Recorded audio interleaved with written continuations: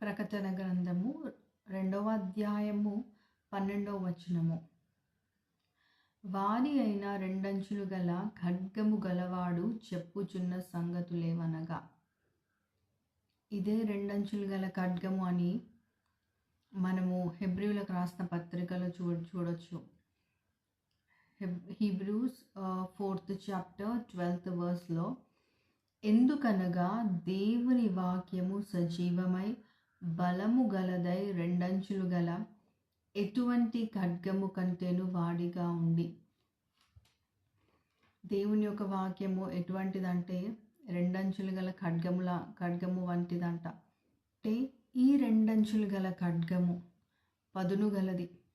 ఈ యొక్క రెండంచులు ఎటు చూసినా కానీ రెండంచులుగా ముందైనా వెనుకైనా అది పనిచేయగలదు. అంటే దేవుని యొక్క వాక్యము ఇతరులకి, అంటే దేవుని అంగీకరించిన వారికి దేవుని యొక్క కృప అనుగ్రహించగలడు. దేవుని తృణీకరించిన వారికి తప్పకుండా ఒక జడ్జిమెంట్ అనేది ఉంటుంది. అయితే ఈ యొక్క వాక్యాన్ని నువ్వు ఎత్తిపెట్టి ప్రార్థించినప్పుడల్లా దేవుడు నీ జీవితంలో తన యొక్క ఆ యొక్క ప్రామిసెస్ అన్నిటిని కూడా దేవుడు నీ జీవితంలో జరిగించగలడు. అయితే ఈ రెండంచులు గల ఖడ్గం అంటే వాక్యము. వాక్యం అంటే ఎవరు? యేసయ్య. అయితే ఈ యొక్క వాక్యాన్ని మీరు మీ జీవితాల్లో ప్రతిసారి ప్రార్థించినప్పుడు మీరు ప్రార్థనలో దేవుని యొక్క వాక్యాలని ఎత్తిపెట్టి ప్రార్థించండి. ఈ యొక్క వాక్యాన్ని మీరు ఎత్తిపెట్టి ప్రార్థించినప్పుడల్లా దేవుడు మీకు తప్పకుండా జవాబు అనుగ్రహించగలడు. ఎందుకంటే మీరు ఆయన యొక్క వాక్యాన్ని ఎత్తిపెట్టి ప్రార్థిస్తున్నారు కాబట్టి.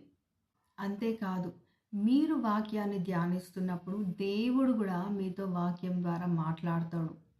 ఎందుకంటే ఆయన మాట్లాడే దేవుడు, మనల్ని చూచుచున్నటువంటి దేవుడు, ఎల్ రోయి. ఆయన మనల్ని చూస్తున్నటువంటి దేవుడు, మన హృదయాంతరంగాన్ని ఎరిగి ఉన్నటువంటి దేవుడు. ఆ యొక్క వాక్యం మీరు చదువుతున్నప్పుడు, మీరు ధ్యానిస్తున్నప్పుడు, మీరు వాక్యంలో నడుస్తున్నప్పుడు మీ యొక్క హృదయాలని దేవుడు తప్పకుండా పరిశోధించనివ్వండి. ఎందుకంటే మీలో ఉన్నటువంటి ఆ యొక్క ఏదైనా చెడు ఉంటే కూడా దేవుడు దాన్ని తీసివేయగలడు. ఏదైనా పాపం ఉంటే కూడా దేవుడు ఆ పాపాన్ని తీసివేయగలడు.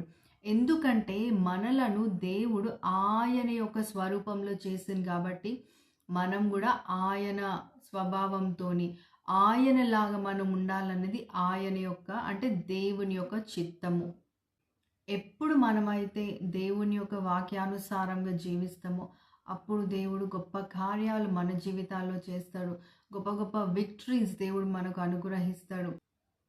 నువ్వెప్పుడైతే వాక్యాన్ని పాటిస్తూ వాక్యాన్ని ధ్యానిస్తూ నడుస్తుంటావో, దేవునితో సహవాసం కలిగి నువ్వు నడుస్తుంటావో, అప్పుడు తప్పకుండా దేవుడు నీకు ప్రతి దాంట్లో నీకు విక్టరీని ఇస్తాడు. నువ్వు ఎప్పుడైతే వాక్యాన్ని చదువుతూ, ఎప్పుడైతే నువ్వు వాక్యాన్ని ధ్యానిస్తూ, ఎప్పుడైతే వాక్యంలో ఏమని వ్రాయబడి ఉందో నా జీవితం కూడా ఆ విధంగానే ఉండాలని నువ్వు అనుకొని ఆ యొక్క వాక్య ప్రకారం నువ్వు జీవిస్తావో తప్పకుండా దేవుడు నువ్వు ఊహించినటువంటి కార్యాలు నీ జీవితంలో జరిగిస్తాడు. అయితే ఈ దినం నుండి ఇంతకుముందు నువ్వెన్నడూ కూడా వాక్యాన్ని ఎత్తిపెట్టి ప్రార్థించలేవేమో, కానీ ఈ దినం నుండి వాక్యాన్ని ఎత్తిపెట్టి నువ్వు ప్రార్థిస్తే దేవుడు తప్పకుండా నీకు జవాబిస్తాడు. అంటే వాక్యం ఎత్తిపెట్టి ప్రార్థిస్తేనే దేవుడు జవాబిస్తాడా అని కాదు, కానీ వాక్యంలో దేవుడు మనకి ఎన్నో ప్రామిసెస్ ఇచ్చిండు. మనము ఆయన యొక్క పోలికగా ఉన్నాం కాబట్టి ఆయన స్వరూపంలో మనం మారాలనేది తన చిత్తం. మనము ఈ యొక్క భూమిని ఏలాలనేది తన చిత్తం. ఎప్పుడైతే మనము ఆ యొక్క వాక్యంలో నాటబడి ఉంటామో అప్పుడు సమస్తం మీద మనకు దేవుడు అధికారాన్ని అనుగ్రహిస్తాడు. కనుక ఈ రోజు నుండి వాక్యాన్ని ఎత్తిపట్టి ప్రార్థించండి. వాక్యాన్ని చదవండి, వాక్యాన్ని ధ్యానించండి. వాక్యాన్ని ధ్యానిస్తే కూడా, వాక్యాన్ని చదివితే కూడా ఎన్నో బ్లెస్సింగ్స్ ఉంటాయి. సో ప్రతి దినం మార్నింగ్ ఒక చాప్టర్, పడుకోకముందు ఒక చాప్టర్ తప్పకుండా వాక్యాన్ని చదవండి. దేవుని యొక్క ఆశీర్వాదాలను పొందుకోండి. God bless you.